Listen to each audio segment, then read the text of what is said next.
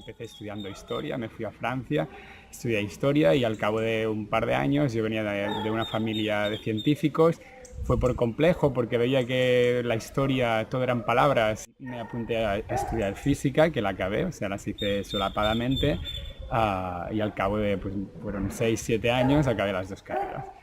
Y bueno, esto en cuanto a mi formación, luego sí que seguí, para terminar, como estudiaba en Francia, tuve que hice de hecho lo que es la maîtrise, que es un máster, y lo hice sobre historia de la ciencia para intentar enlazar los dos estudios que estaba haciendo, y también a distancia me saqué el máster del profesorado de enseñanza secundaria para enseñar matemáticas.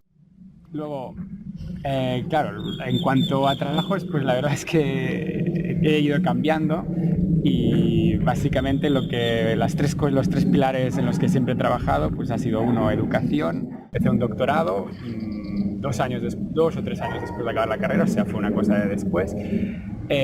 Y lo empecé en neuroimagen. Bueno, me interesaba mucho ciencias, cómo funcionaba el cerebro, la biología, la verdad es que me atraía mucho y me faltaba esta parte de educación y empecé este doctorado y me metí en un grupo, bueno, que todavía sigo ahora, ya tengo el doctorado acabado, pero estamos esperando a que se publique lo que será el paper principal de mi doctorado. Y estaba trabajando con un grupo del Hospital del Mar en neuroimagen, en resonancia funcional. Sí, es una técnica que utiliza la resonancia para formar imágenes, digamos, estadísticas de posibles activaciones del cerebro. Y bueno, luego diseñamos experimentos e intentamos ver qué partes del cerebro se activan. Bueno, las cosas más novedosas es otro campo también de la resonancia funcional que se llama conectividad, en el cual ya no es un análisis univariado de los datos, en que se correlaciona una señal externa con lo que está pasando en el cerebro, sino que se intenta ver qué pasa, pues, multivariado, porque se intenta conectar todo lo que pasa en el cerebro entre sí. Soy un técnico de datos en este grupo. El grupo está formado mayoritariamente por psicólogos, médicos, algún biólogo, y luego podéis imaginaros que todo lo que es el tema de tratar los datos, ¿no? Pues al final o uno tira de gente especialista en estadística externa, como se hace mucho en hospitales, que tienen sus propios técnicos, les mandan los datos, pero como nuestro campo era intensamente tratamiento de datos, pues no tenía ningún sentido tenerlo externalizado a este personaje, y este personaje pues básicamente era yo. Desarrollaba mi línea he desarrollado mi línea de investigación, además de ayudar, ¿no?, al resto del grupo. Luego, ¿qué importancia tiene la estadística en la neuroimagen? Bueno, absolutamente toda.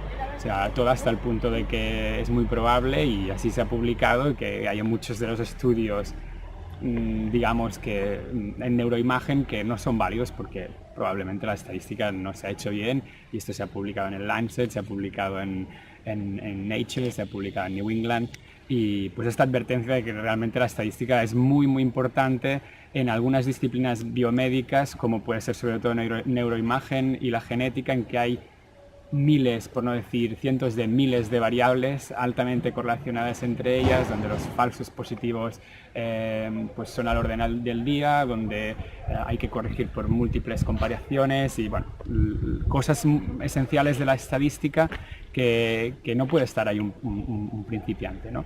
Y no es que los médicos u otra gente bueno, realmente han recibido una formación estadística en sus respectivas carreras, pero realmente no lo suficiente.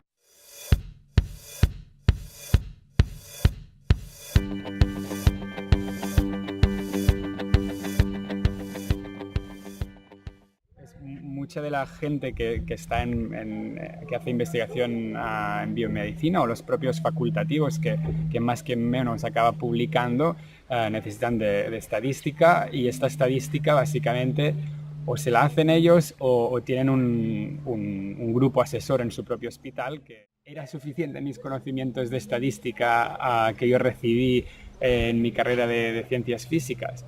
Bueno, pues la respuesta es muy rotunda y es no. no voy para nada, ¿no? Además, no es que no hiciéramos estadística, porque de hecho en 2 asignaturas al menos hicimos bastante estadística, pero una estadística muy teórica, demostrar teoremas, bueno, funciones de densidad de probabilidad, pues que realmente no es el ABC de la estadística aplicada. O sea, me fue fácil, digamos, adquirirlo porque mi formación pues era de base matemática, pero no lo tenía. Y tampoco lo tenía el que también trabajaba mucho tiempo conmigo con un perfil similar. Él era ingeniero de telecomunicaciones y le pasó lo mismo.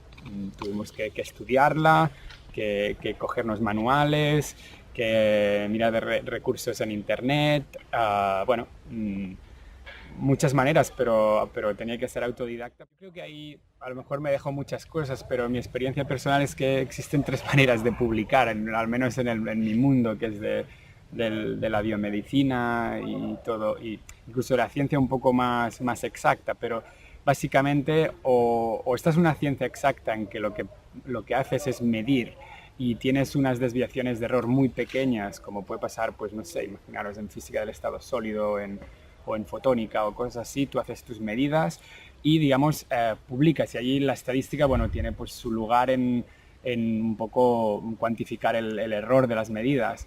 Pero si ya te mueves hacia la medicina, donde digamos, cualquier resultado es estadístico. Actualmente se es cada día más estricto en que la estadística esté bien hecha. Los revisores de los papers se fijan muchísimo en ello, si la revista es buena, y no se pueden hacer chapuzas, lo cual es lógico porque...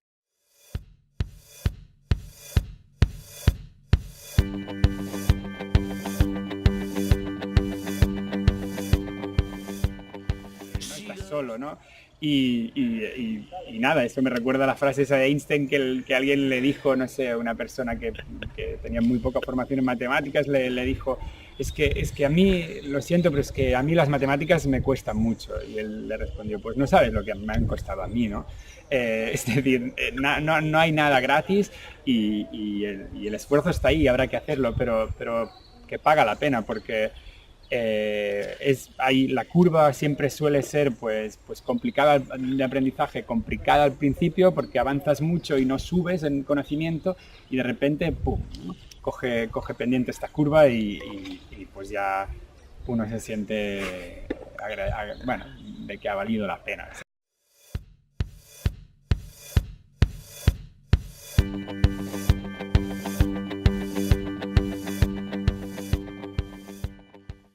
Realmente entré con ciertos miedos a hacer investigación, la he hecho a media jornada, compaginando con educación y también con edición de libros, ¿no? Por lo tanto, mi otro lado más divulgador y más educativo, pues yo creo que ha ido creciendo y al final creo que si siguiera, digamos, investigando, me arrinconaría un poco en un perfil de técnico de datos y tengo una vocación quizá más de explicar estos datos, ¿no? Para dar un poco de voz a las piedras, sí que pues tuve con un amigo que luego ha sido mi socio, pues esta idea de fundar una editorial, que es lo que hemos hecho, que se llama Literra, que viene de la literatura de la tierra.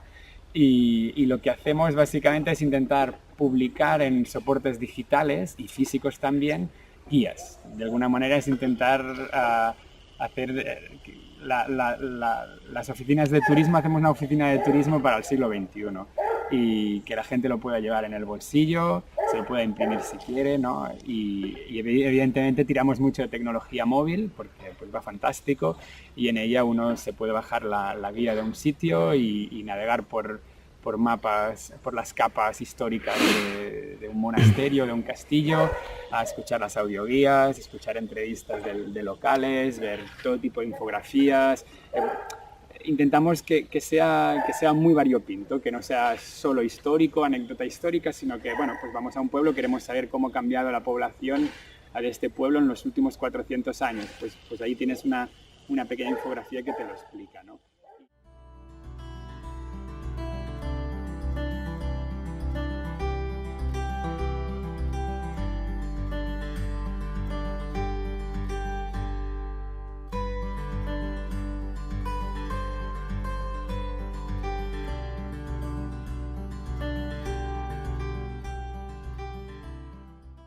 estamos en esta fase de prácticamente acabando el desarrollo, lo tenemos ya la plataforma de edición, ya pues podemos editar en web, en impreso, en los distintos sistemas operativos de móvil, lo cual ha sido un trabajo ingente. Y hemos vendido la primera. La cuestión es ahora un poco crecer y que haya más demanda, ¿no? Y es, bueno, tocar muchas puertas.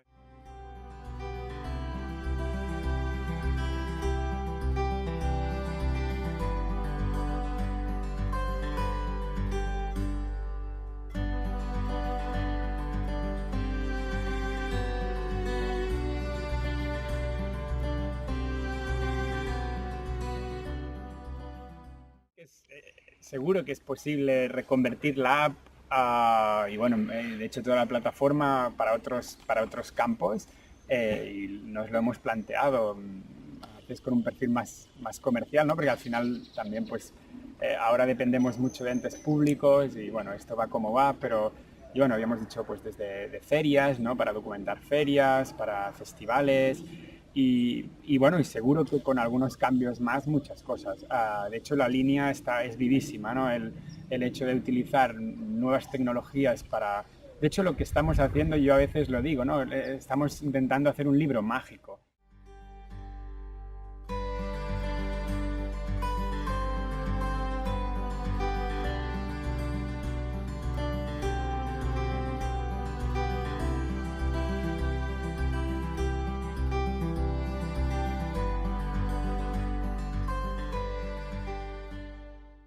Se acercará a la información de otra manera. Y esta información va a pasar por Internet y por nuevas interfaces que no son el papel. Luego esto está muy claro y nosotros apostamos por eso. Lo hacemos ahora concretamente en la parte de promocionar territorios pequeños y rurales, pero es que se aplica en todo. Y conocimiento, pues ahora el conocimiento lo tenemos en la nube y digamos que interaccionamos con él de varias maneras.